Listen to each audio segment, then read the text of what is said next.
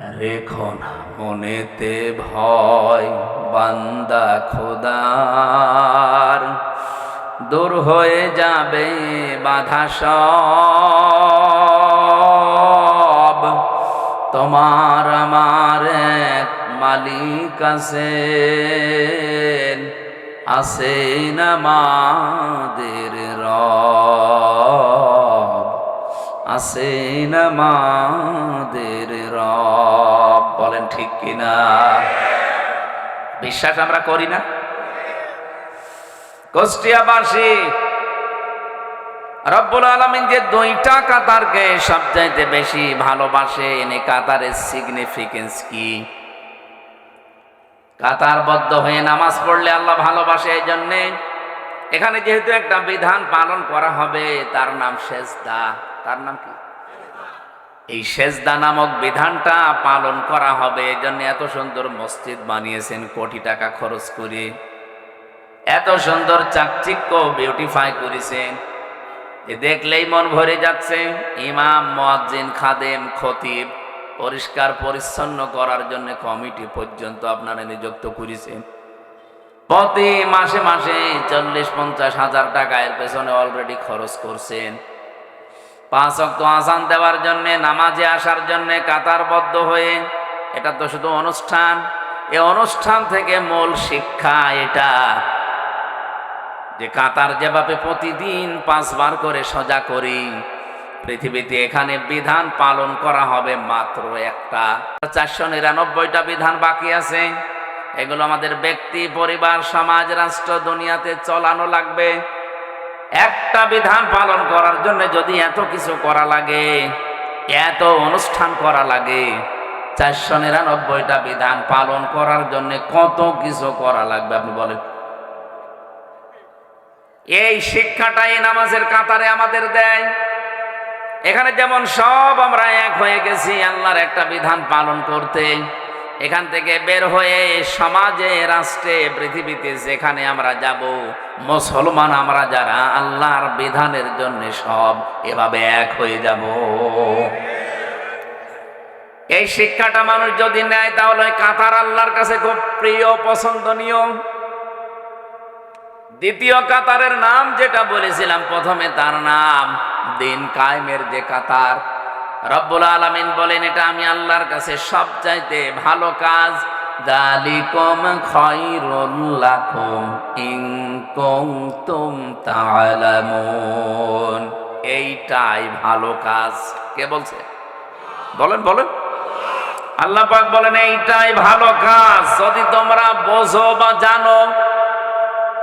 সুতরাং এই কাজে যারা আছে, দিন কায়েমের কাজ করতে গিয়ে, আল্লাহর বিধান জমিনে কায়েম করতে গিয়ে যদি কোনো ভুল ত্রুটি হয়ে যায়, কোনো গুনাহ হয়ে যায়, আল্লাহ বলেন হতাশ হওয়া যাবে না।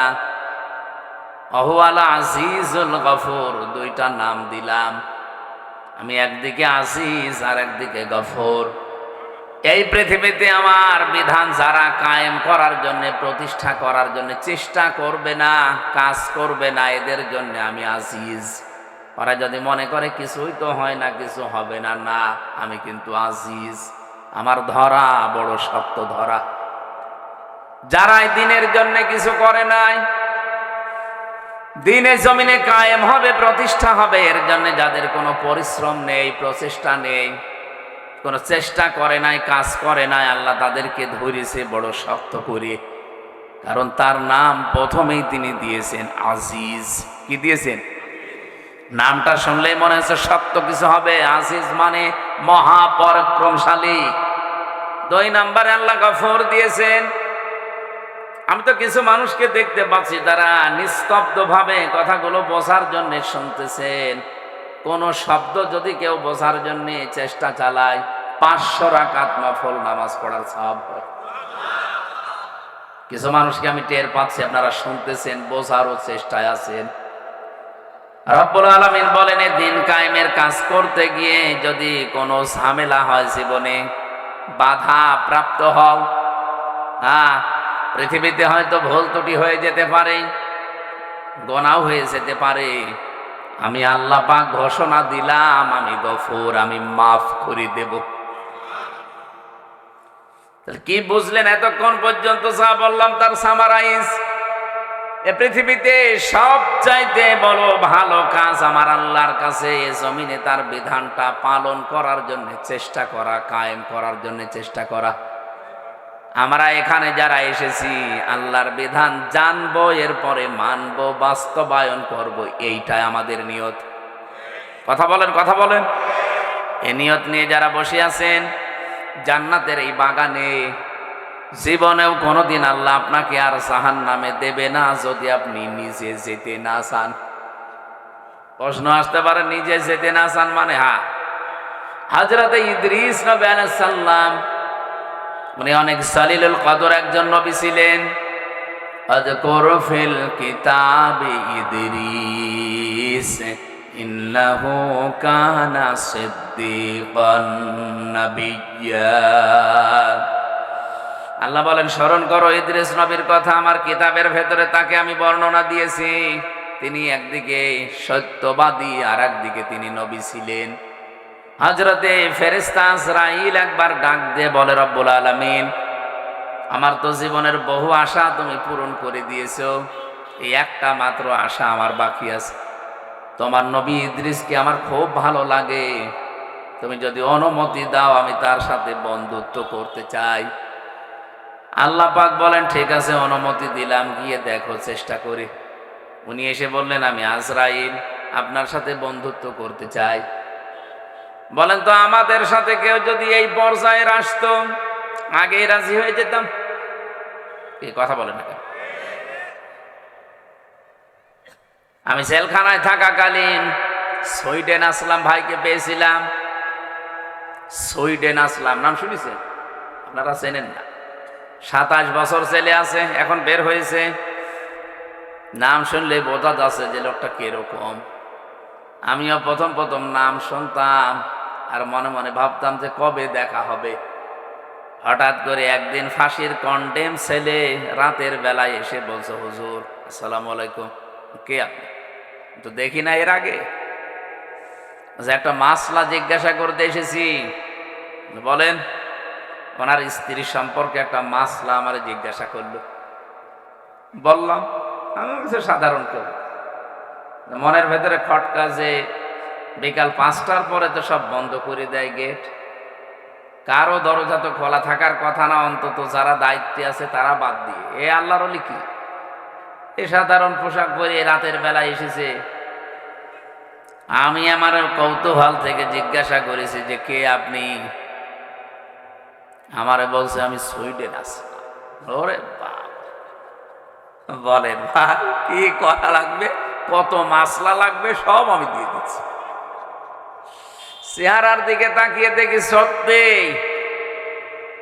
ওরে দেখলেই মানুষ কমপক্ষে যাদের হাট দুর্বল ও 2-1 গ্লাস পানি খাওয়া লাগবে, সেই রকম লম্বা, সেই রকম ভয়ঙ্কর চেহারা। এই মানুষ আসলে আমি দেখেন কন্ডেম সেলের ভেতরে আমার তালা লাগানো, এরপরও আমি ভয়ে বসা থেকে শোয়া ছিলাম, শোয়া থেকে বসে এরপরে দাঁড়িয়ে গেছি। বলছি কত মাসলা লাগবে বলেন, সব ফ্রি। অথচ ফেরেশতা আজরাইল এসেছে সরাসরি বন্ধুত্বের অফার দিচ্ছে। হযরত ইদ্রিস তো একবারে রাজি হয়ে যাওয়ার কথা। উনি বললেন, ফেরেশতা আমি যার তার সাথে বন্ধুত্ব করি না,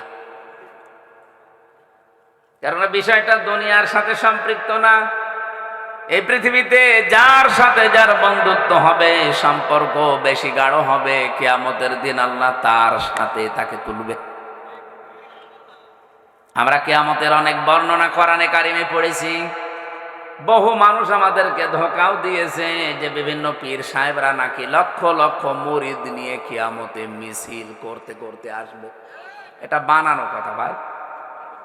কিয়ামতের ময়দানে আপনাকে আল্লাহর কাছে যাওয়া লাগবে হিসাব দেওয়ার জন্য, একা একা। কয়জন? এটাকে আমি বানিয়ে বললাম। অকুল্লুহুম আতিহি ইয়াউমাল কিয়ামাতি ফারদা। সূরা মরিয়মের ভেতরে আছে 95 নম্বর আয়াত। আল্লাহ পাক বলেন কিয়ামতের দিন প্রতিটি মানুষকে আল্লাহর কাছে যাওয়া লাগবে হিসাব দেওয়ার জন্য একা একা। তা আপনি কোথায় পেলেন যে পীর সাহেবেরা লক্ষ মানুষ নিয়ে মিছিল করতে করতে যাবে? বলেন। এই কোরআনের আয়াতের সাথে যেহেতু মেলে না, সুতরাং আপনার এই পীর বলেন, এই বুজুর্গ বলেন, এই মিথ্যাবাদী। আমার কথাও যদি কোরআনের কোন আয়াতের সাথে না মেলে, বুঝবেন যে না, আমার কথাও মিথ্যা, আমিও ভণ্ড। কিয়ামতের বিচারের প্রথম ধাপ যেহেতু এইটা, আপনাকে যাওয়া লাগবে কয়জন করে? আরো জোরে বলেন। তাহলে এর সাথে যাদের টাইম মিলবে না, সে যদি আপনার পীর সাহেব হয়, আজকে থেকে মানবেন, মনে করবেন ওটা এক ধান্দাবাজ, ও আমাদেরকে ধোঁকা দিয়ে বোকা বানিয়ে ওর স্বার্থ সিদ্ধি করতে চায়। এবার আসছে দ্বিতীয় ধাপ। ধাপ হবে কিয়ামতে তিনটা। বাংলাদেশে বিচার ব্যবস্থায় যেমন ধাপ আছে চারটা। কয়টা? কি বলেন তো দেখি। এই যে আমাদের কুষ্টিয়ার ম্যাজিস্ট্রেট কোর্ট আছে, এরপরে জজ কোর্ট আছে।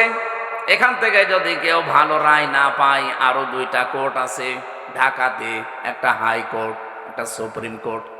বাংলাদেশের বিচার ব্যবস্থা শ্রেণী বিভাগ কয়টা? চারটা। আল্লাহ পাক কিয়ামতের দিন যে বিচার ব্যবস্থা সাজিয়েছেন, এর ধাপ তিনটা। এক নম্বরে আপনাকে হিসাবের জন্য ডাক দেওয়া হবে, আপনার মা বাবা না, আপনার ভাই বোন না, আপনাকে আল্লাহ ডাকবে স্রেফ একা একা। একা ডাক দিয়ে আপনাকে সামনে নিয়ে জিজ্ঞাসা করবে, হামজা এটা করেছিলি? যদি আল্লাহর ইচ্ছা হয় যে আপনাকে আল্লাহ মাফ করে দেবে, তাহলে একটা আলাদা বিচার ব্যবস্থা আল্লাহ তৈরি করবে।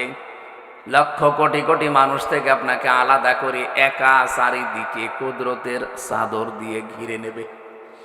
একটা সামিয়ানা দিয়ে আপনাকে ঘিরে সামনে দাঁড় করিয়ে বলবে, হামজা বলতো এই এই কাজ তোর জীবনে ছিল।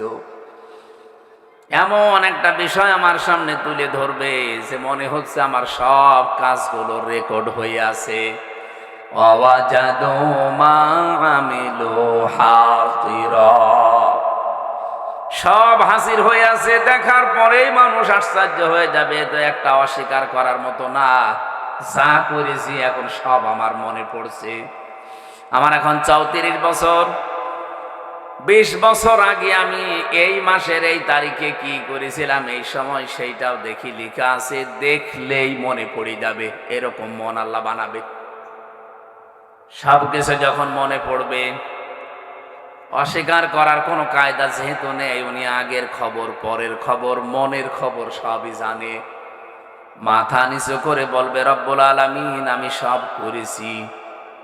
আমার কাকতি মেনতির দিকে, চোখের পানির দিকে তাকিয়ে রব্বুল আলামিন বলেন, আমি যারে মাফ করার ইচ্ছা করব, ওরে বলবো যা মাফ করে দিলাম, কাউকে বলবি না, জান্নাতে চলে যা।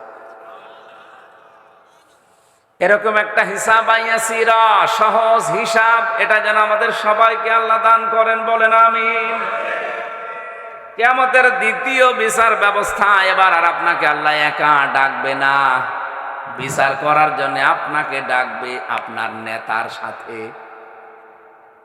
না, নেতা সহ না, নেতার সাথে। সহ আর সাথে আলাদা আছে। নেতাকে আল্লাহ বলবেন আগে আয়, এরপরে কর্মীকে ডাক দিয়ে পেছনে দাঁড় করাবে। সূরা বানী ইসরাঈলের ভেতরে আছে 71 নম্বর আয়াতে, ইয়াউমা নাদউ কুল্লা উনাসিন বিইমামিহিম। কিয়ামতের দিন এবার আল্লাহ মানুষকে ডাকবে, প্রতিটি মানুষ তার নেতার সাথে উঠবে। কার সাথে? কুষ্টিয়াবাসী রাজনৈতিক ভাবে না নিয়ে একটু ভাবেন তো আয়াতটা নিয়ে, নাকি আয়াত আমার নিজের বানানো? বলেন বলেন। কিয়ামতের দিন আল্লাহ আপনাকে ডাকছে আপনার নেতার সাথে। সামনে আপনার নেতা, পেছনে আপনি। আমি জানি বিভিন্ন জায়গায় ভ্যানের ওপরে, সাইকেলের ওপরে, দোকানে বসে, মাসায় বসে, গাড়িতে বসে আপনি শুনছেন। ভালো করে শুনেন, কিয়ামতের দিন আপনাকে নেতা সহ ডাক দিয়ে, সামনে নেতা, পেছনে আপনি। বিবেককে এবার প্রশ্ন করেন, এমন নেতার পেছনে আপনি থাকেন যে সারা জীবনে একটা সত্য কথা বলেছে বলে আপনারও বিশ্বাস হয় না। এরকম নেতা নেই? যেই নেতা সুদের সাথে জড়িত, ঘুষের সাথে জড়িত, চাঁদাবাজির সাথে জড়িত, দখলবাজির সাথে জড়িত, ধর্ষণের সাথে জড়িত, মিথ্যা মামলার সাথে জড়িত, অন্যায়ভাবে রফিকুল্লাহ কালবিকে হত্যার উদ্দেশ্যে মেরে ফেলার নিয়তে মেরেছে, এরকম নেতাও দেশে আছে। এরকম হাজারো নেতা সামনে আসবে, পেছনে থাকবেন আপনি কর্মী। আমার মনে হয় আপনার কি বিশ্বাস হয় এখন যে এই নেতার দিকে তাকিয়ে আল্লাহর কি ভালো লাগবে না রাগ হবে? ওরে দেখে যদি রাগ হয়ে যায় তো আপনার পর্যন্ত তো আল্লাহ যাবে না।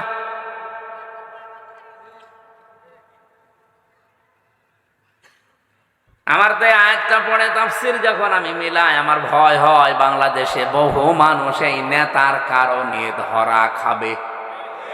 এখানে ধরা খাওয়া মানুষ আছে না নেই? কারা কারা আছেন হাত তোলেন তো। এই একজন আপনি ধরা খাবে। ও যদি এখনই মনে হয়, বিশ্বাস হয় যে আমি ধরা খাবো, ও আসলেও ধরা খাবে, কারণ ওর নেতা ঠিক নেই। এই নেতা ঠিক আছে আপনার?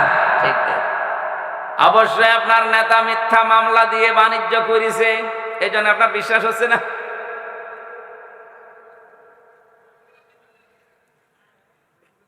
আজ 19 মাস হয়ে গেল, এই 19 মাসের ভেতরে মিথ্যা মামলা দিয়ে বাণিজ্য করে কোটি কোটি টাকার মালিক হয়েছে এরকম নেতা কুষ্টিয়া জেলায় নেই। আমি কি নাম ধরবো? নাম ধরে আমি মার খাই, করুক। এমনকি 17 বছরে অনেকে যা কামাতে পারে না, এ 19 মাসে অনেকে তার চাইতে বেশি মাল কামিয়েছে। কি বৈধ পথে? সব মিথ্যা মামলা দিয়ে, মিথ্যা সাক্ষী দিয়ে, চাঁদাবাজি, দখলবাজি, আর বাকিগুলো আমি নাই বললাম। এরকম মানুষের সাথে কিয়ামতের দিন যখন আপনি উঠবেন, ওরে দেখে যদি আল্লাহর মেজাজ খারাপ হয়ে যায় তে আপনাকে তো এক থাপ্পড় দেবে। কিয়ামতের দিনের জন্য দ্বিতীয় সিস্টেম এইটা, আপনি আর একা উঠবেন না, এবার আপনার নেতার সাথে উঠবেন। আপনাকে আমি সতর্ক করলাম, এখন কি করবেন আপনার বিবেক যা বলে মেনে নেন। আপনি এখন নেতা পাল্টাবেন না, ওইটার সাথে থাকবেন। দেখেন অবশ্যই থাকবো, থাকেন, থাকবে। 3 নাম্বারটা বলি নাকি? এই ছেলে, এটা কি বেশি সময় বসে আছে মনে হয়? মারা গেছে।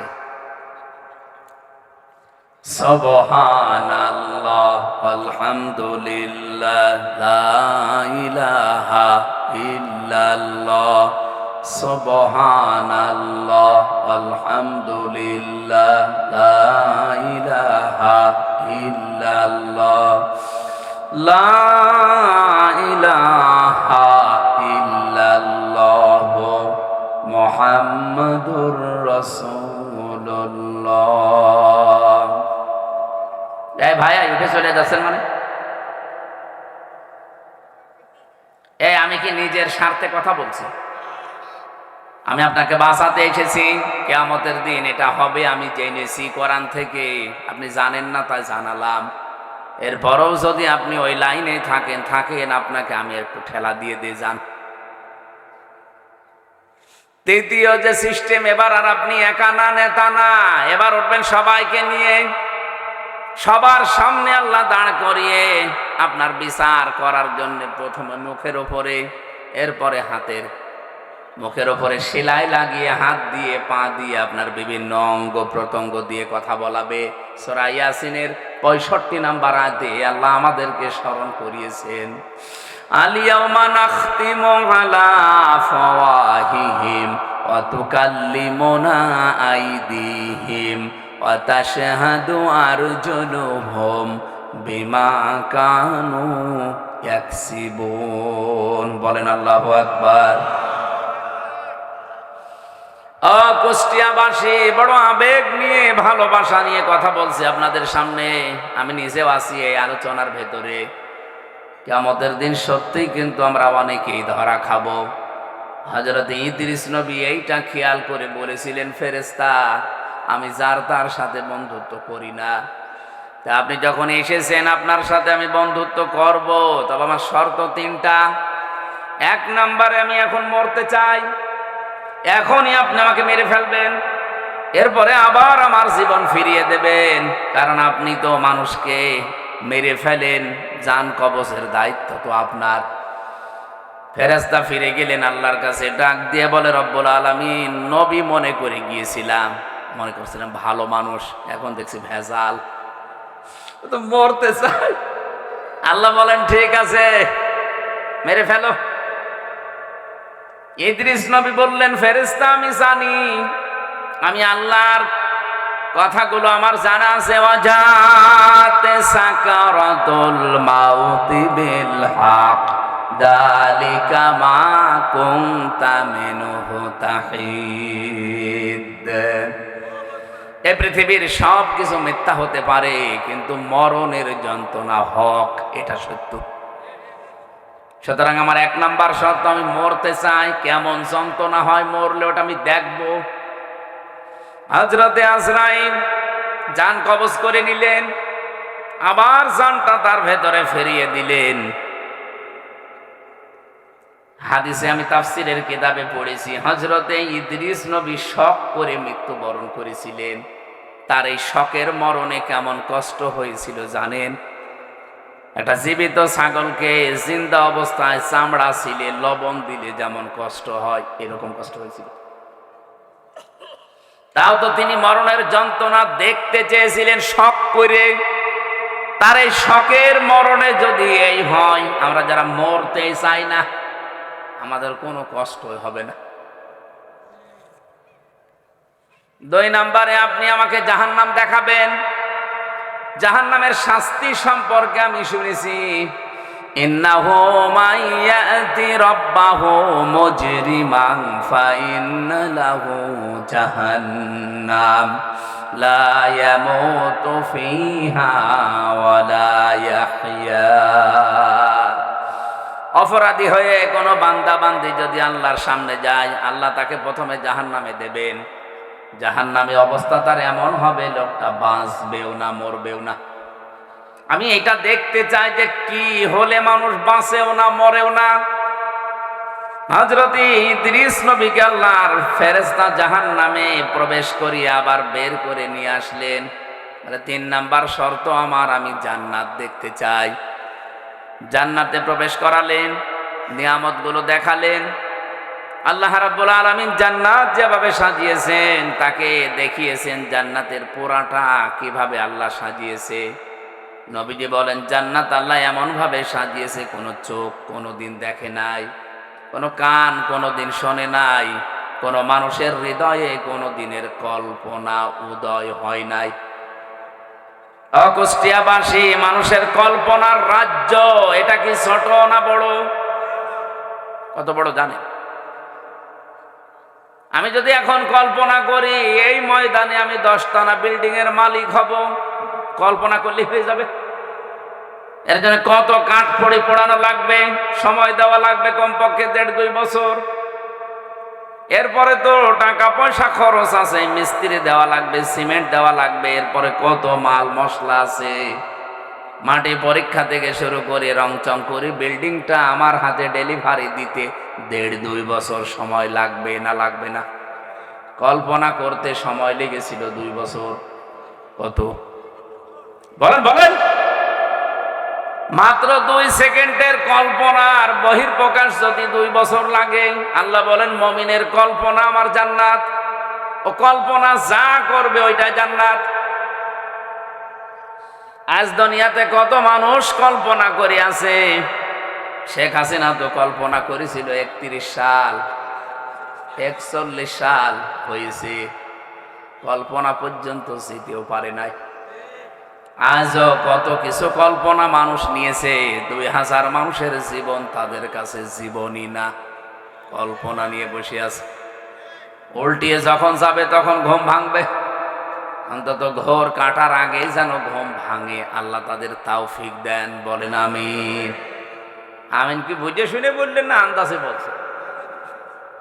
40,000 মানুষ পঙ্গু হয়ে আছে, 2,000-এর উপরে মানুষ আজ জীবন দিয়ে চলে গেল। কোনো দাম নেই এগুলো তাদের কাছে, এগুলো নাকি আবেগ। আবেগ ছিল এই জন্য আপনি আজকে মন্ত্রী, আবেগ ছিল এই জন্য আপনি সংসদের ভেতরে বসতে পেরেছেন। আবেগ না থাকলে আপনাকে এখনো পর্যন্ত ওই জায়গায় থাকা লাগতো। সুতরাং এগুলো হেয়ালি খেয়ালি উল্টাপাল্টা কথা বলবেন না। আবেগের জন্য আজ আমির হামজা এতগুলো মানুষের সামনে কথা বলতে পারছে, নয়তো আমির হামজা কুষ্টিয়ায় ঢোকা সম্ভব ছিল না।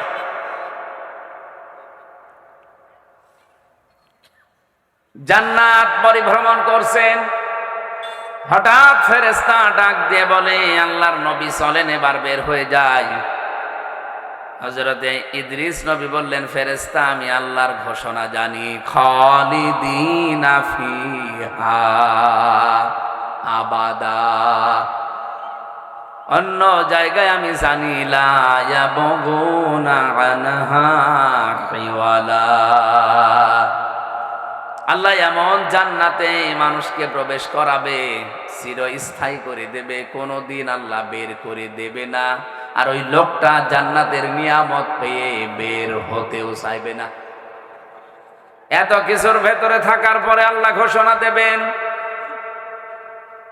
লাহুম মা ইয়াশাউনা ফিহা ওয়া লাদাইনা মাজিদ। এখানে যা চাও তাই আছে, কিন্তু আমি আল্লাহর কাছে আরো বেশি আছে। মানুষ হয়রান হয়ে পড়বে যে আর বেশি কি থাকতে পারে। রব্বুল আলামিন 70,000 পর্দানীদের সামনে থেকে সরিয়ে বলবে, বান্দা এই যে এইটা আছে, আমি আল্লাহ নিজে আছি। হযরত ইদ্রিস নবী ওই দিন বলেছিলেন, আল্লাহর ফেরেশতা ফিরে যান, আমি আর যাব না, কারণ আল্লাহ নিজে জানিয়েছে আমাকে নাকি আর কোনোদিন জান্নাত থেকে বের করবে না।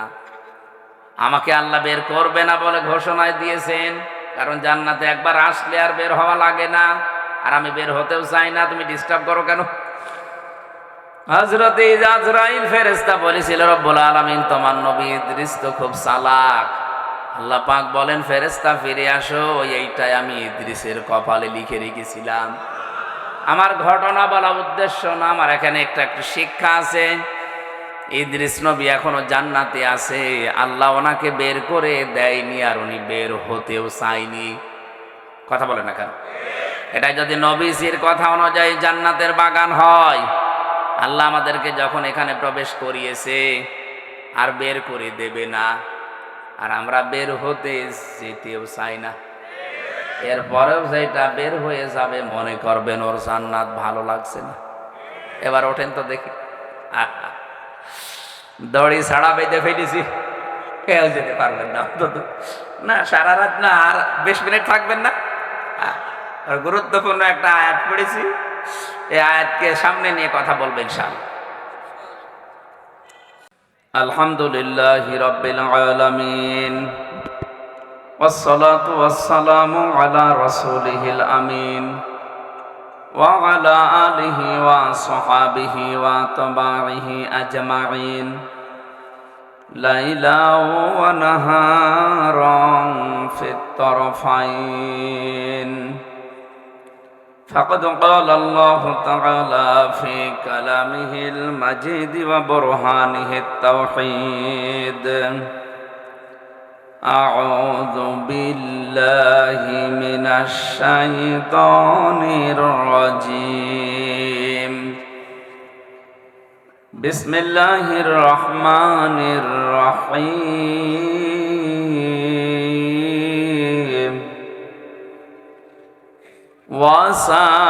وسارعوا إلى مغفرة من ربكم وجنة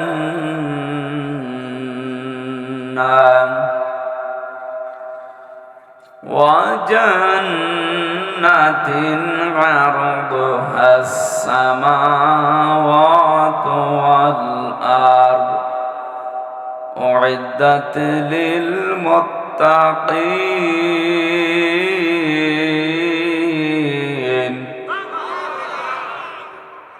أعدت والعاقبة للمتقين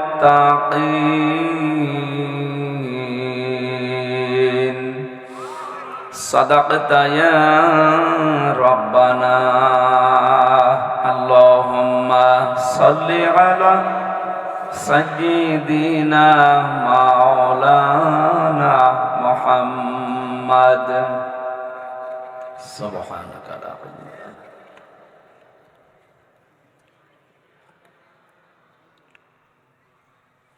আলহামদুলিল্লাহ।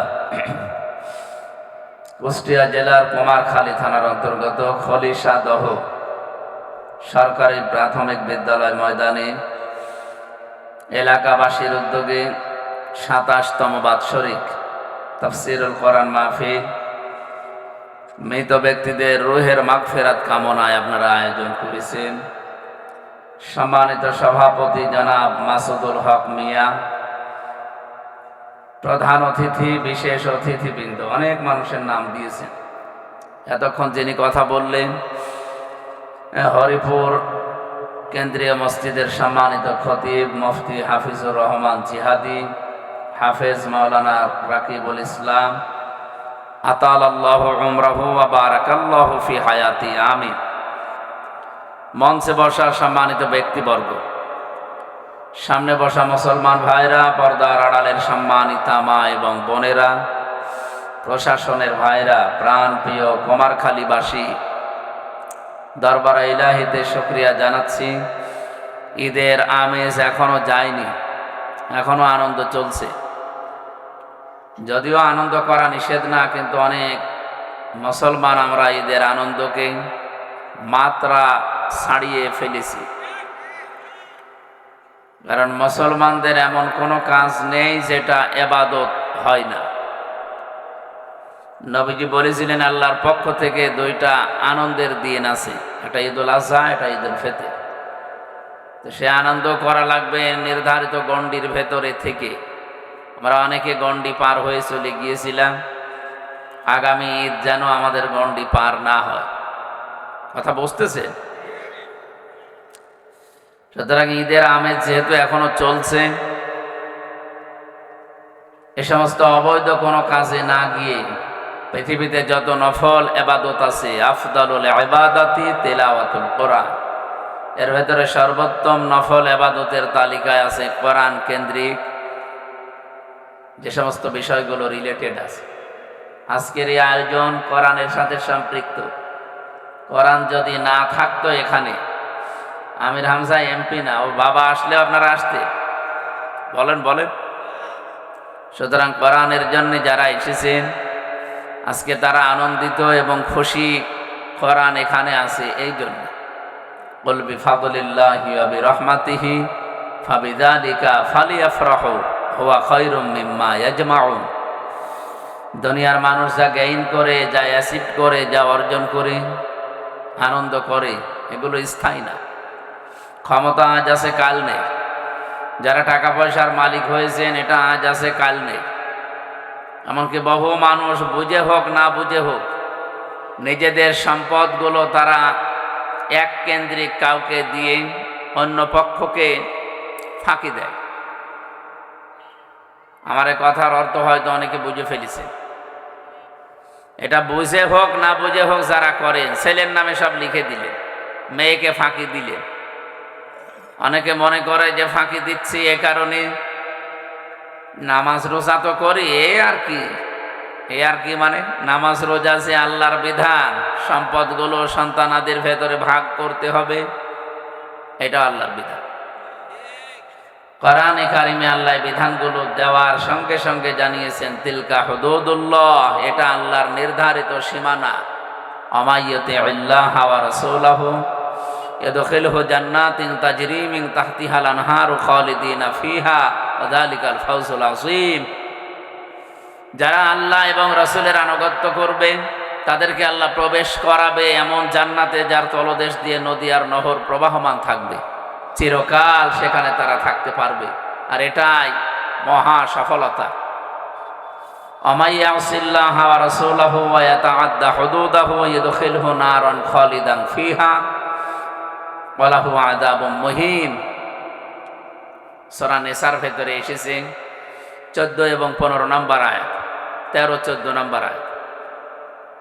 আল্লাহ পাক বলেন, যে ব্যক্তি আমার বিধান শোনার পরে যারা সীমা লঙ্ঘন করবে এদেরকে আমি আগুনে প্রবেশ করাবো, এরাও চিরকাল থাকবে।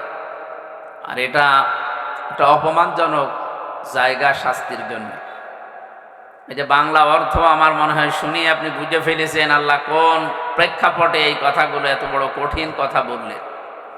জমি জায়গা ভাগ করার বিষয়গুলো আল্লাহ আমাদেরকে শোনাচ্ছিলেন। ইউসিকুমুল্লাহু ফি আওলাদিকুম লিয-যাকারি মিসলু হাযযিল উনসায়াইন। হাযযিল উনসায়াইন দেওয়া আছে।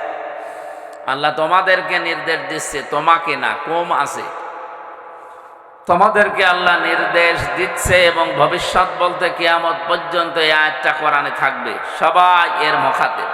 এই জন্য ইউসি এটা মুজারি, বর্তমান ভবিষ্যৎ, প্রেজেন্ট ফিউচার।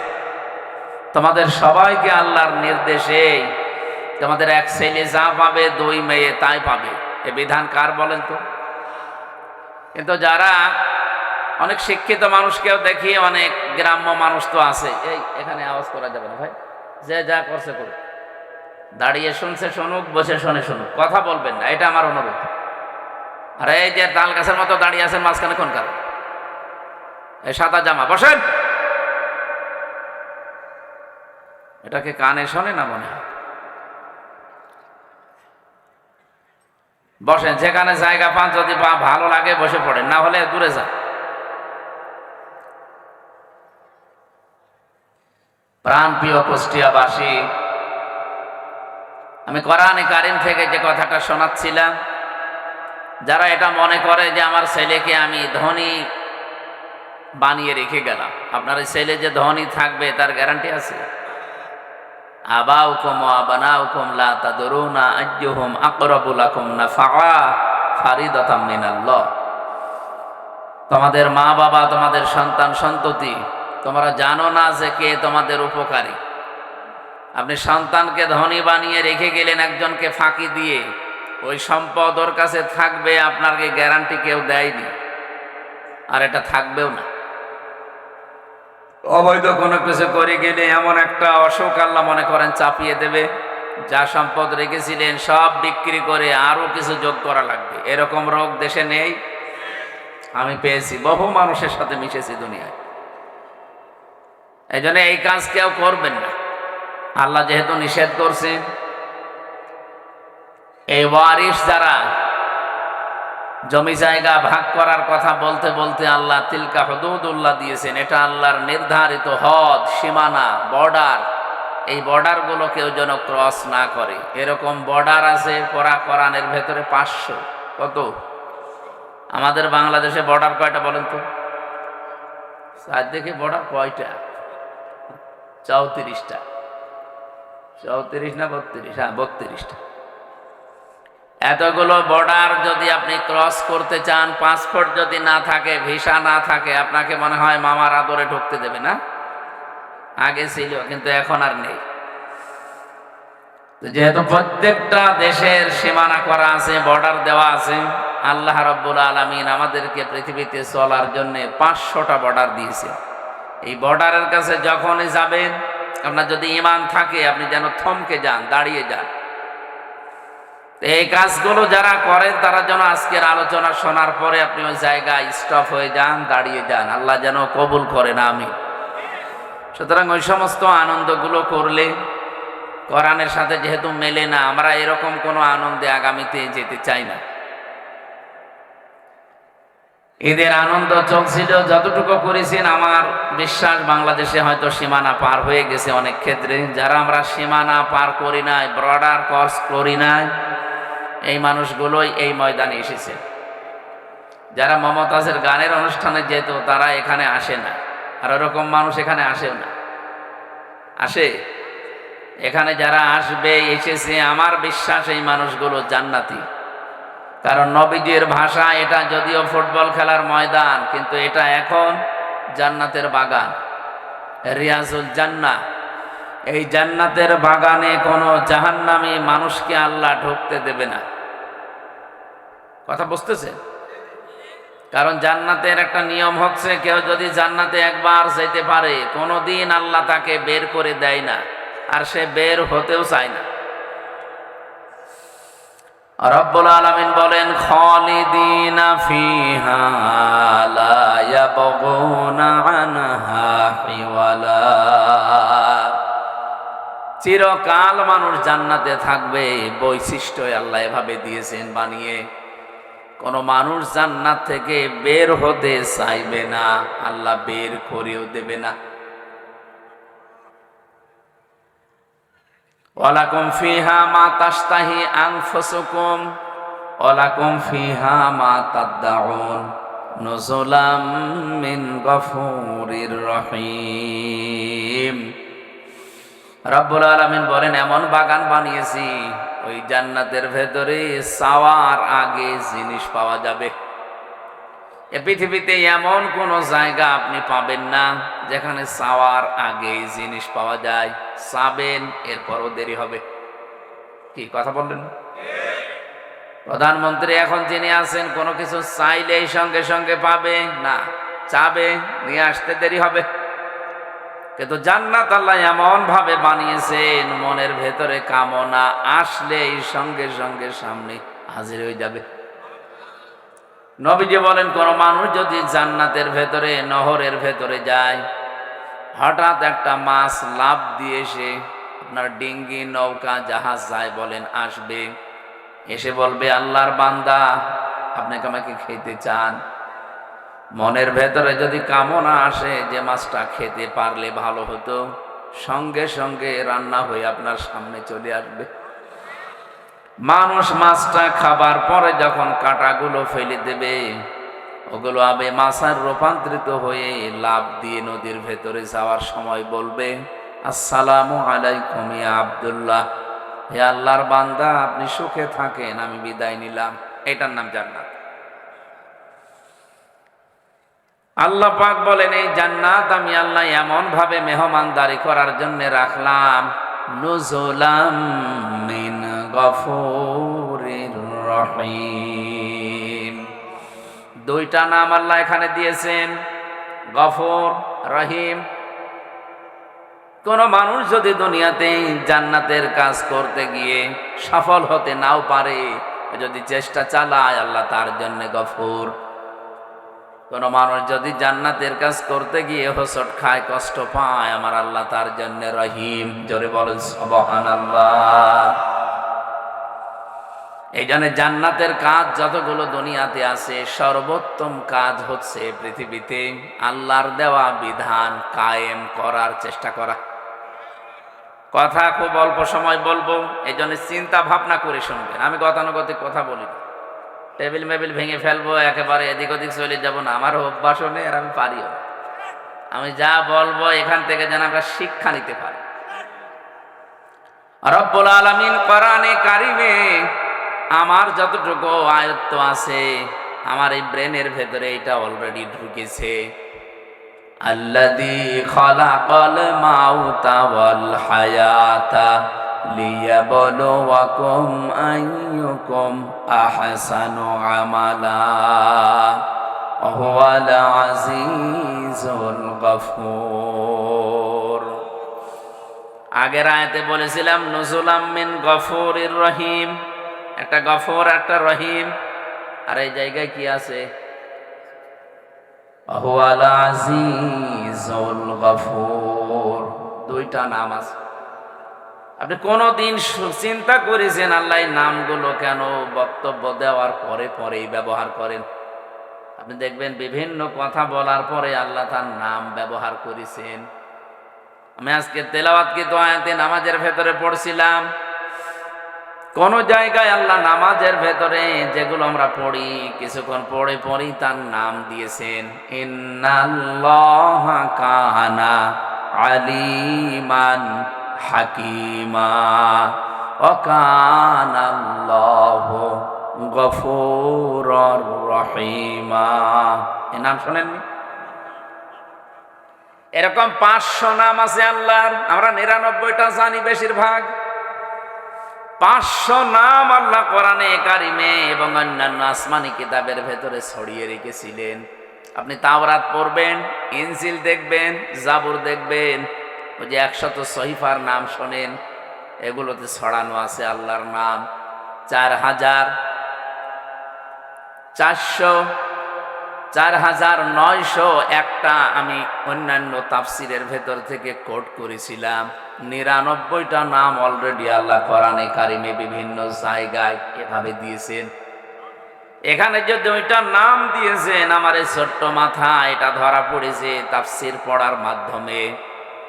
রব্বুল আলামিন বলেন, তোমাদের হায়াত আর মওত বানিয়ে দুনিয়ায় পাঠালাম কেন জানো?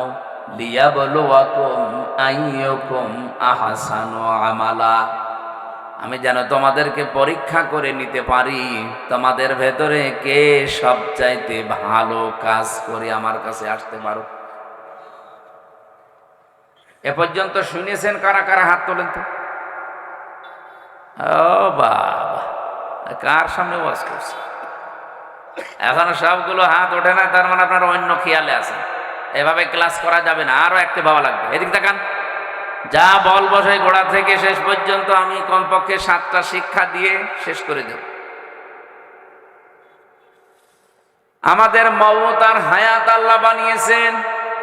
আল্লাযী খলাকাল মাউতা ওয়াল হায়াতা। আল্লাযী খলাকাল হায়াতা ওয়াল মাউতা দেয়নি, আগে মউত বানালাম, এরপরে হায়াত বানালাম। এখানে আমার মনে হয় আলেমরা ছাড়া কেউ বলতেই পারবেন না যে আমাদের হায়াত কয় প্রকার। পারবেন না? জানেন আমাদের হায়াত 5 প্রকার।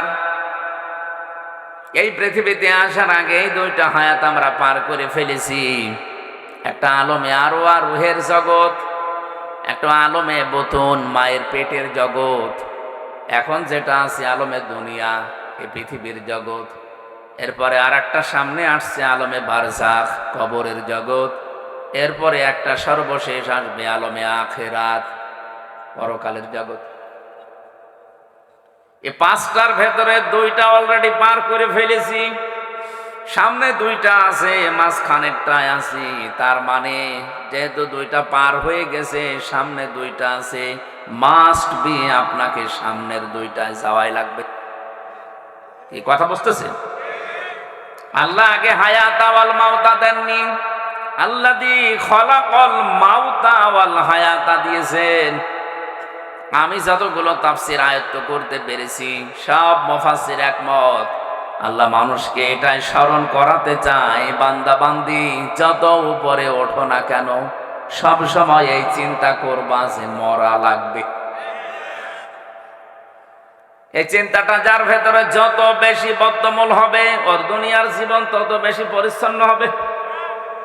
আমি যত উপরে উঠি না কেন, আমি যেহেতু একেবারে এমপি পর্যন্ত হয়ে গেছি, এখন এই দেশের সর্বোচ্চ আর একটা ধাপ আছে মন্ত্রী, এরপরে আর নেই।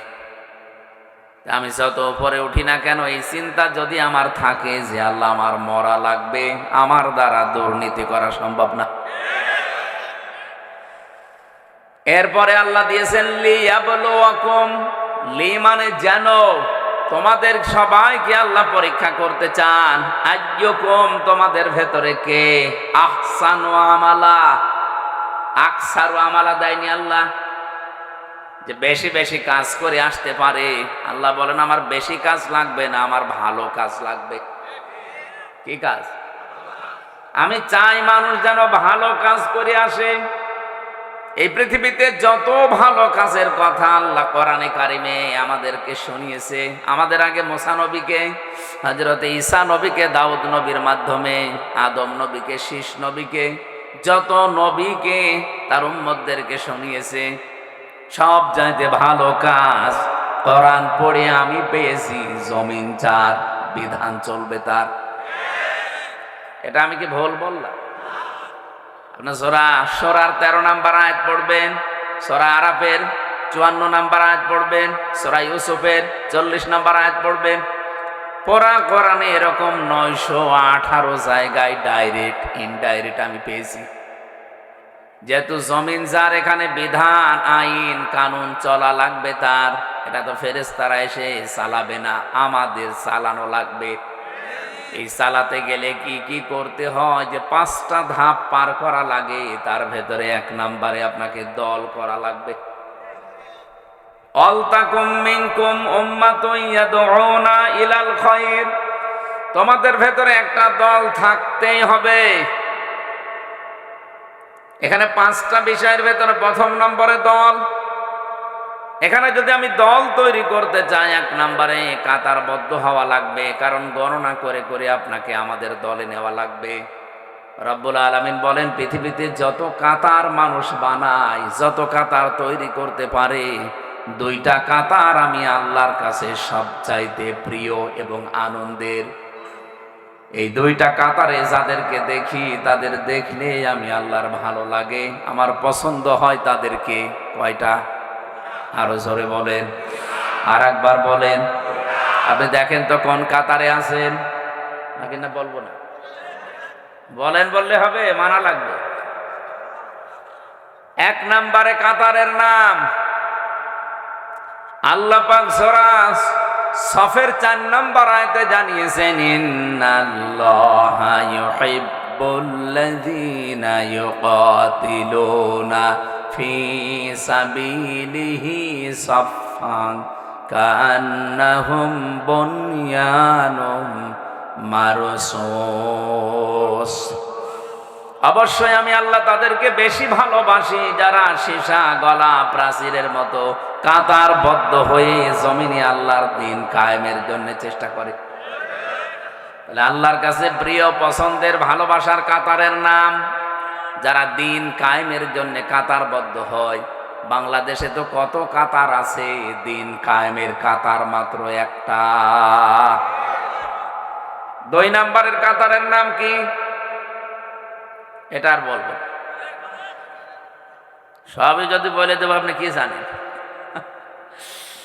আল্লাহ রাব্বুল আলামিন 2য় কাতারের কথা সূরা বাকারার 43 নম্বর আয়াতের ভেতরে জানিয়েছেন, ওয়াকিমুস সালাতা ওয়া আতুজ যাকাতা ওয়ারকাউ মা'আর রাকিবিন। যারা নামাজ কায়েম করে, সম্পদ থাকলে যাকাত দেয়, আর রুকুকারীদের সাথে রুকু করে, তার মানে যারা জামাতবদ্ধ হয়ে কাতারে নামাজ আদায় করে, এই কাতারটা আল্লাহর কাছে খুব প্রিয়। এজন্য কোনো মানুষ যদি নামাজের কাতারে বাঁকা হয়ে দাঁড়ায়, ওরা জামাতের যত গুনাহ হবে সব তার, এমনকি হেদায়েত যেন সে লোকটা না পায়, এজন্য তার অন্তরও আল্লাহ বাঁকা করে দেয়। কত বড় কঠিন কথা, কোনদিন চিন্তা করেছেন? কাবা শরীফে, মসজিদে নববীতে যতবার গেছি, যতবার আমি নামাজ পড়েছি, কাবার ইমামেরা এ কথা কমপক্ষে 3 বার বলে। কমপক্ষে 3 বার বলে আরবিতে। সুফুফাকুম ইতাদিলু, কাতার সোজা করো, কাদের সাথে কাঁধ মিলিয়ে সোজা করো কাতার। ওই সময় বুঝতাম না, সেই 16 সালে 18 সালে, এখন বুঝি। কেন বারবার 1500 বছর আগে থেকে এই কথাটা নবীজি বলেছেন যে কাতার সোজা করো উম্মতেরা নামাজের সময়। আমার তো এখন মনে হয় বিশ্বে 57টা মুসলিম দেশ, আমরা যদি কাতার সোজা করার এই শিক্ষাটা আমরা নিতে পারতাম, এই পৃথিবীতে সবার উপরে আজ মুসলমানেরা থাকতো। ফিলিস্তিন আজাদ হয়ে যেত। এমনকি বাংলাদেশেও যে ষড়যন্ত্র চলছে মুসলমানদেরকে নিয়ে, ইসলামকে নিয়ে, এইটা করার কোনো সাহস কোনো মানুষ দেখাতো না। আমি নাম নিলাম না, এই জন্য দুঃখিত। মুসলমানদেরকে আজ ঘায়েল করার জন্য দেশে ইসলাম যেন কায়েম হতে না পারে যত ষড়যন্ত্র করছে বিভিন্ন মুসলমান নামধারী। এই নামগুলো নিলে খুব ভালো হতো, কিন্তু নিতে পারলাম না। এই মানুষগুলো মনে করছে আমরা যদি এভাবে করতে থাকি এ দেশে কোনোদিন ইসলাম কায়েম হবে না। না, আপনি ষড়যন্ত্র কত দূর যেতে পারবেন? আল্লাহু খায়রুল মাকিরিন। সর্বোত্তম কৌশলী আমার আল্লাহ, মহাপরিকল্পনা নিয়ে বসে আছে। আপনি 9 বছর 13 বছর 17 বছরের ট্রেনিং নিয়ে যা করেছেন, একটা ট্রেনিংও কাজে লাগবে না মহাপরিকল্পনাকারীকে। বলেন তো, আমি 9 বছর 13 বছর 17 বছর বললাম, কি বুঝলেন বলেন তো? ঠিক আছে, আমি জানি এখানে সবাই না বুঝলে অন্তত কিছু মানুষ বুঝেছেন আমি কোন দিকে ইঙ্গিত দিয়েছি।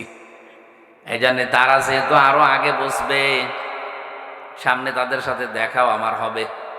আশা করছি যতই কিছু করেন উত্তম পরিকল্পনা একজন বসে বসে করতেছে। কে? আরো জোরে বলেন, যেন আমাদের কোনো ভয় নেই, কোনো চিন্তাও নেই। মাওলানা হাফিজুর রহমান উনি ওঠার পরে আমার মনে হচ্ছিল এই কথাটাই উনি বাংলায় বলছিলেন।